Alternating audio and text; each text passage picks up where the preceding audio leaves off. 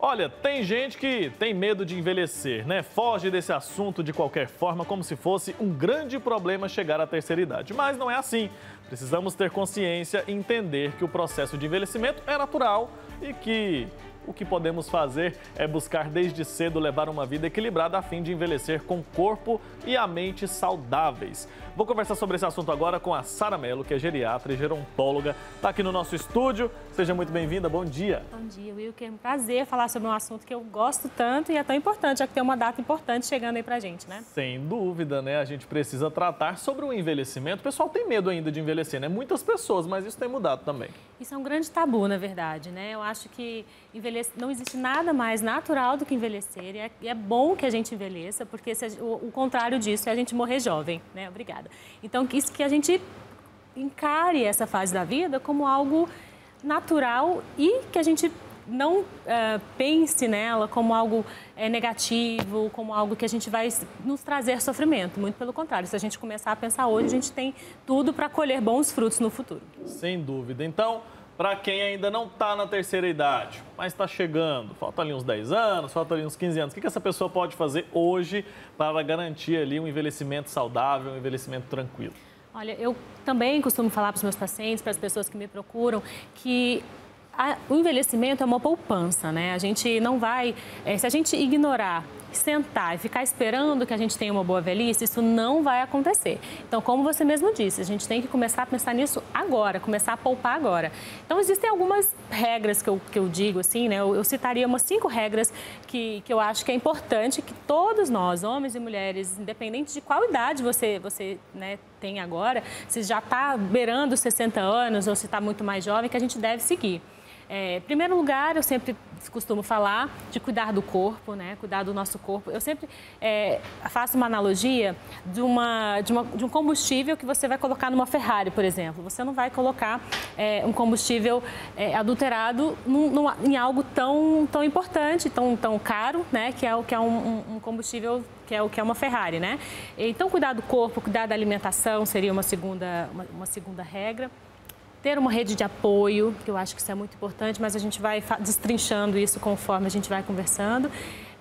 Fazer um acompanhamento médico preventivo e terapêutico, né, para você prevenir as doenças e tratá-las de forma bem rigorosa. E cuidar da mente, cuidar da nossa saúde mental e emocional. Sem dúvida, isso é importante. Daqui a pouco a gente vai tratar mais sobre a saúde mental. Mas antes, quero continuar falando um pouco sobre a saúde física e também não foge, né, da saúde mental também, porque quando a gente tem ali os 30 anos mais ou menos, ou até menos que isso, a gente tem um corpo forte e a gente acha que isso vai durar para sempre. E eu vejo que a gente acaba se envenenando todo dia ali com nossa alimentação desregrada, come fora de hora, come coisas que a gente sabe que não faz bem, continua colocando no nosso corpo, e essa analogia com a questão da Ferrari acho que exemplifica muito bem isso.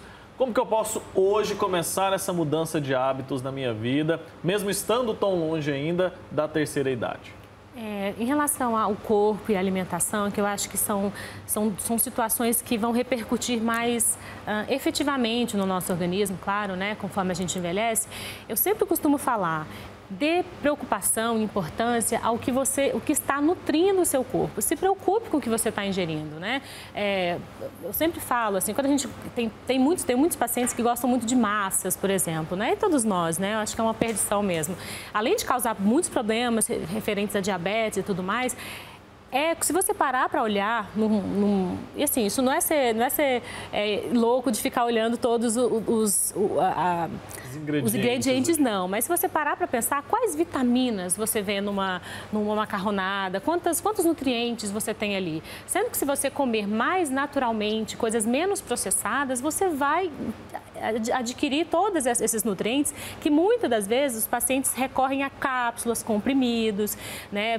Direto chega para mim pacientes com vários polivitamínicos, mas é uma dose tão baixinha que se você tiver uma alimentação rica e variada, você vai economizar até nesses remédios. Então, eu costumo falar assim, pense no que você está colocando para dentro. E como você falou mesmo, que aos 30 anos a gente está forte, a gente tem disposição, depois dos 40 anos, não é nem aos 60, a gente vai perdendo massa muscular. E a gente precisa fazer poupança disso, tanto ingerindo proteína quanto nos exercitando também. a gente precisa se atentar a isso. E precisa se atentar também aos cuidados com a nossa saúde mental. Nas imagens que a gente vê enquanto a senhora fala, doutora, a gente percebe o pessoal ali fazendo atividade física, o pessoal muito ativo. Isso realmente pode fazer toda a diferença a longo prazo, né? Com certeza. Aqui nas imagens a gente consegue ver tanto a interação social, né, de pessoas convivendo com outras pessoas de várias idades, a intergeracionalidade que nós falamos, né? Isso é muito importante, tanto para troca de experiências, troca de conhecimento, você se sentir amado, aceito. E isso é importante você construir ao longo da vida inteira, tá? Quando a gente chega nessa fase da vida, que geralmente é permeada por muitas perdas, né? A gente perde, às vezes, a nossa funcionalidade, a gente perde o emprego quando a gente se aposenta, a gente perde pessoas quando a gente se distancia fisicamente ou quando elas não estão mais presentes, né, conosco, enfim. Então, é uma fase de muitas perdas. Se a gente está convivendo com outras pessoas, isso fica tudo mais fácil. O exercício físico também, além de fazer bem para o corpo físico, faz bem para a mente.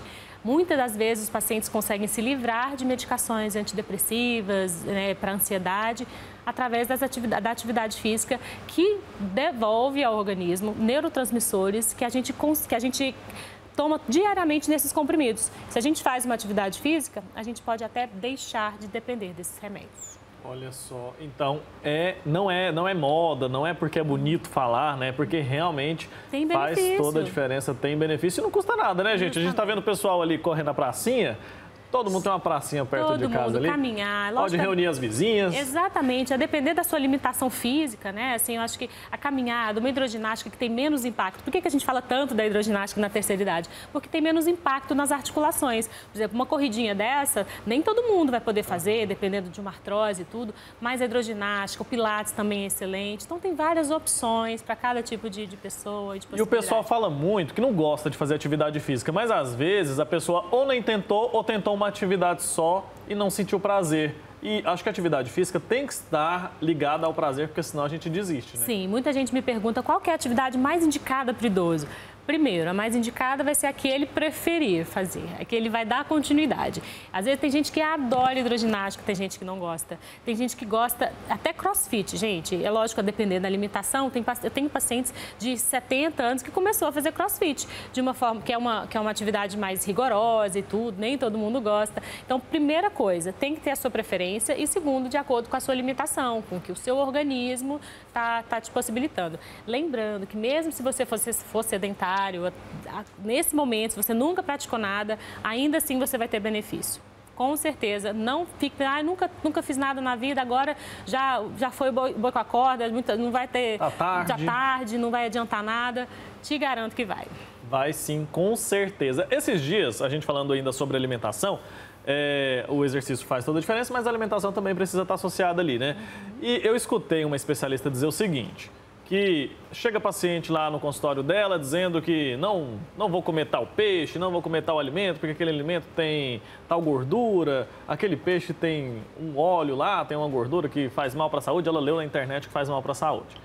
E aí a especialista falou assim, gente, não se preocupe com isso, coma comida de verdade. Se você evitar os industrializados, evitar os embutidos e comer a comida de verdade, o que está presente ali, por exemplo, aquela gordura daquele peixe que você acha que é tão prejudicial, ela vai conseguir ser processada pelo seu corpo, vai fazer bem. Então, escolha comer comida de verdade. E aí, você não vai ter tanto impacto, não vai ter prejuízo para a sua saúde. Justamente, é mais ou menos isso? Exatamente. O que é natural, o que foi criado pela natureza, né? O nosso organismo tem total capacidade de se adaptar a isso. Antigamente, quando não existiam esses multiprocessados, quando não existia açúcar refinado, farinhas, nossos antepassados se alimentavam de comidas naturais, né? Você vai falar, mas eles morriam jovem porque não tinha vacina e outras situações. Mas a saúde deles, eu te garanto que era muito melhor do que a nossa, né? Justamente porque se nutriam, de fato, com o que vem da terra, que é muito mais nutritivo do que o homem próprio produz. Sem dúvida, né? Muito interessante a gente pensar nisso,